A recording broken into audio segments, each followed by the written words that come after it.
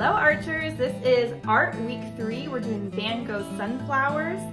There are multiple different levels that you can do this at, so I'm going to just go through all of them. Number one, just the things that you need. You need some construction paper.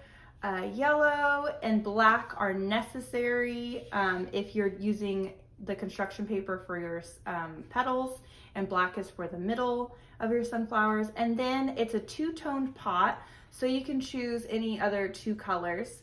If you're in younger grade levels and need a template for your vase, we have those available for you in your bags. And then you need 1 page of cardstock, your scissors, and then a pencil. I'm using a pen, and then white crayons. And then of course, if you're using paint for this specific craft, which I'll be doing for the older kids, you need blue, yellow, orange, and maybe some brown, and then your sponge brushes and your water. So the first thing that you're going to be doing is, just as an option, you can paint your background and you can paint your sunflower petals. And so if you're doing that, go ahead and give your students a blank piece of white regular printer paper, and you're gonna have them paint the whole thing. I only painted half of it, just different shades of yellow and orange and brown. And you're going to be able to cut these into strips and use them as your sunflowers. Van Gogh liked painting his sunflowers when they were going to seed, and so they were a lot browner. They weren't really that big, bright, vibrant yellow that we remember sunflowers as.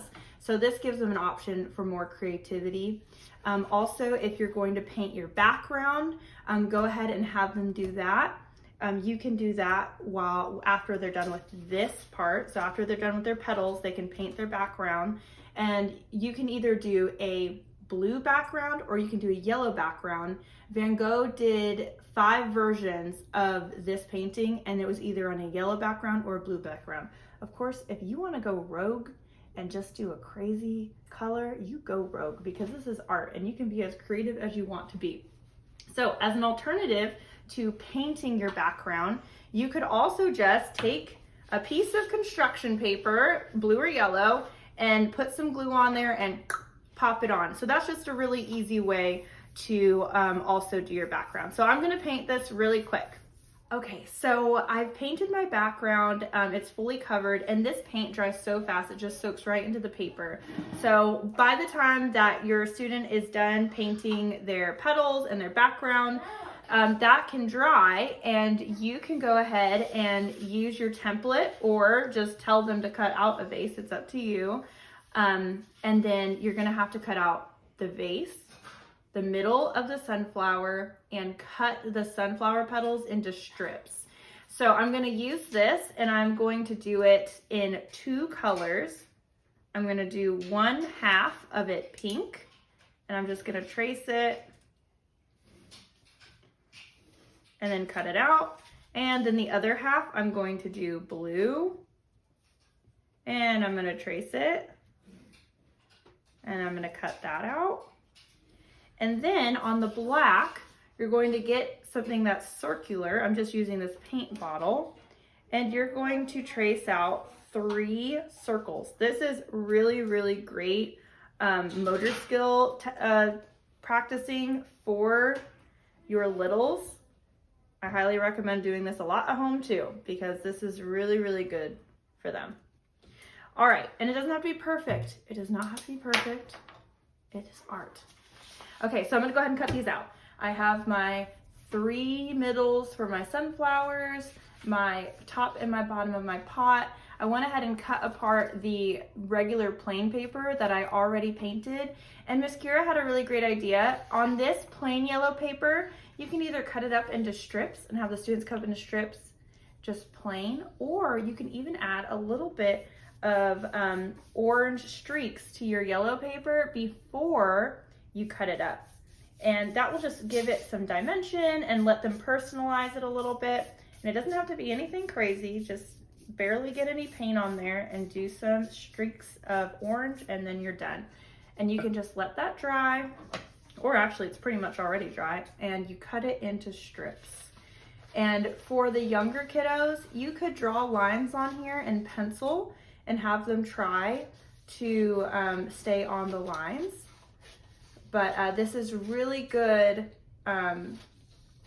practice for using your scissors, and it's going to strengthen your hands the more that you do it. So I suggest that. Now, of course, if they're getting frustrated and tired, you can cut out some of them for them. So you can use your liquid glue, you can use glue stick. I'm going to use liquid glue. The first thing that you're going to do is you're going to choose the bottom of your pot, and you're going to put some glue on it. And you're going to stick it on. And then you're going to choose the top of your pot, add some glue to it, and stick it on right on top. And then you're going to choose the placement of your 3 sunflowers. Okay, so what you're going to do is you can add circles around the papers to where they want to put their sunflowers so they can stick their petals on. And we are actually going to wait to put on our middles of our sunflowers until after all of the petals are on. These petals are kind of long. You can definitely have the student cut them as short as they want, but then after you're done with that, or whenever they're done with that, you can instruct them to take some glue and pop the middle of their sunflower on. And from there, you take your crayon and you draw your seeds, and they just look like little U's or little lowercase n's. And Van Gogh always liked painting his sunflowers when they were going to seed.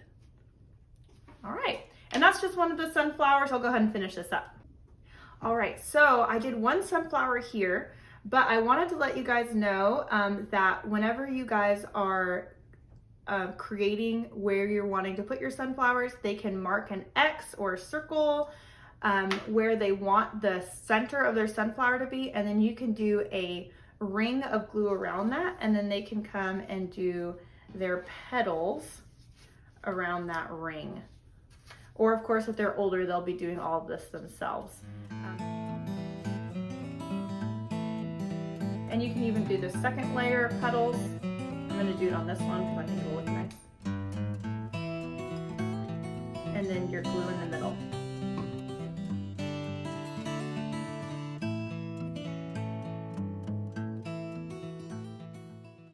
All right, and then you're going to add in your seeds, which is just with a white crayon, and it's just little tiny rainbows or lowercase n's. And so that's 2 out of the 3 flowers. All right, and we have our finished Van Gogh sunflower. Don't forget to sign at the bottom. Every artist signs their artwork.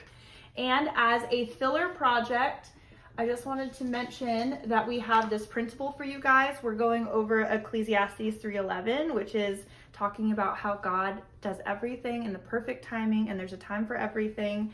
And so what you have your student do is color this sunflower and then fill up the rest of the pages with more flowers, whether they're bloomed, out of bloom, and then just make sure to write your name on top. So this is a filler project for you guys for any of those really fast kiddos.